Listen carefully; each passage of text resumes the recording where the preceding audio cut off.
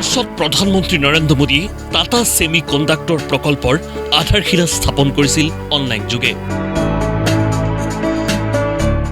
আৰু অহা ৩ আগষ্টত ভূমিপূজন হ'ব জাগিৰোডত স্থাপন হ'বলগীয়া টাটা ছেমি কণ্ডাক্টৰৰ। ভূমিপূজন কাৰ্যসূচীত উপস্থিত থাকিব মুখ্যমন্ত্ৰী ডক্টৰ হিমন্ত বিশ্ব শৰ্মাৰ লগতে টাটা সঞ্চৰ অধ্যক্ষ আৰু বিষয়ববীয়া। আৰু অসমৰ ঔদ্যোগিক ক্ষেত্ৰলৈ আশাৰ বতৰা কঢ়িওৱা টাটা ছেমি কণ্ডাক্টৰৰ ভূমিপূজন কাৰ্যসূচীৰ পূৰ্বে জাগিৰোডত উপস্থিত মন্ত্ৰী বিমল বৰা আৰু পীযুষ হাজৰিকা। পুৰণি কাগজ কলৰ স্থানত স্থাপন হ'বলগীয়া টাটা ছেমি কণ্ডাক্টৰত পৰোক্ষ আৰু পোনপটীয়াকৈ সংস্থাপনত পাব ৩০,০০০তকৈও অধিক নিবনুৱাই। ৫১৭.২৭ বিঘা ভূমিত ২৭,০০০ কোটি টকা ব্যয়েৰে নিৰ্মাণ হ'বলগীয়া টাটা ছেমি কণ্ডাক্টৰে বিশ্বৰ ঔদ্যোগিক মানচিত্ৰত অসমক দিব নতুন মাত্ৰা।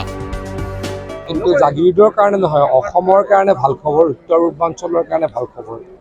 এনেকুৱা ডাঙৰ ইণ্ডাষ্ট্ৰী অসমত বা উত্তৰ পূৰ্বাঞ্চলত আগতে কেতিয়াও হোৱা নাছিলে।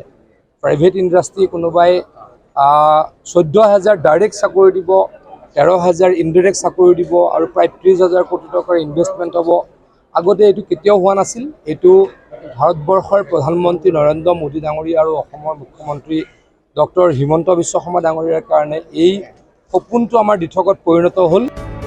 ভূমিপূজন হ'বলগীয়া স্থান পৰিদৰ্শন কৰি দুয়োগৰাকী মন্ত্ৰীৰ মন্তব্য, টাটাই স্থাপন কৰা এই প্ৰকল্পই অসমৰ ঔদ্যোগিক ক্ষেত্ৰক বিশ্বমুখী কৰিব। ৰাজ্যত উদ্যোগ আৰু বাণিজ্যৰ ক্ষেত্ৰত সূচনা হ'ব নতুন দিগন্তৰ।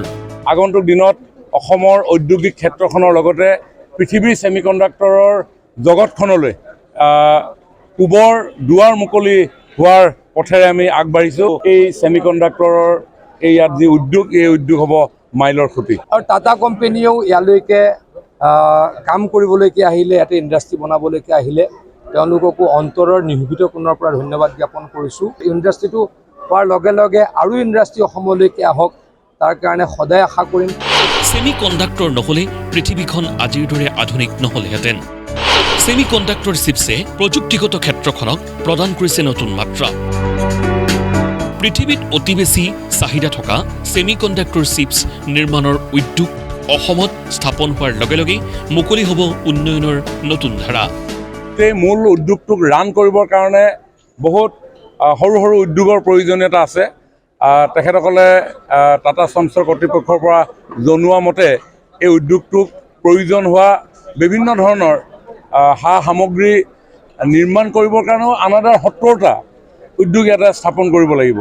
ইয়াৰ এই অঞ্চলৰ আশে পাশে হওক বা ওচৰে পাঁজৰে তেনেধৰণে উদ্যোগ স্থাপনৰ জৰিয়তে মই ভাবোঁ যে ছেমি কণ্ডাক্টৰ এই উদ্যোগে আমাৰ শিক্ষিত যিসকল যুৱক যুৱতী, ইঞ্জিনিয়াৰিং পাছ আউটেই হওক, IITian হওক, পলিটেকনিক, ITI, ইভিন আনস্কিল লেবাৰো যথেষ্ট পৰিমাণৰ ইয়াতে প্ৰয়োজন হ'ব।